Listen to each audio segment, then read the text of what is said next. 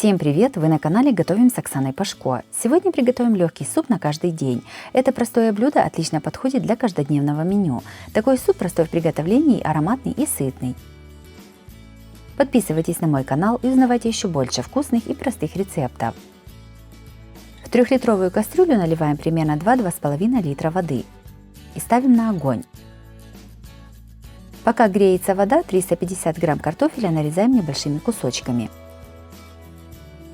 В горячую воду кладем подготовленный картофель. Варим после закипания примерно 5 минут. Если образуется пена, то ее желательно снять. Картофель варится уже 5 минут. Добавляем 4 столовых ложки промытой гречки. Все перемешиваем и варим еще примерно 15 минут. Пока варится гречка с картошкой, подготовим остальные ингредиенты. 200 грамм шампиньонов моем и нарезаем пластинками. 1 луковицу нарезаем кубиками. 1 морковь трем на мелкой терке. На разогретую сковороду кладем нарезанные шампиньоны. Готовим их на большом огне до испарения всей жидкости. Когда вся жидкость из грибов испарилась, в сковороду наливаем растительное масло. Кладем нарезанный лук. Пассируем лук с грибами до золотистости лука. Сюда же добавляем тертую морковь. Готовим еще примерно 1-2 минуты и снимаем с огня. Картофель с гречкой уже сварился. Добавляем в кастрюлю пассировку с грибами.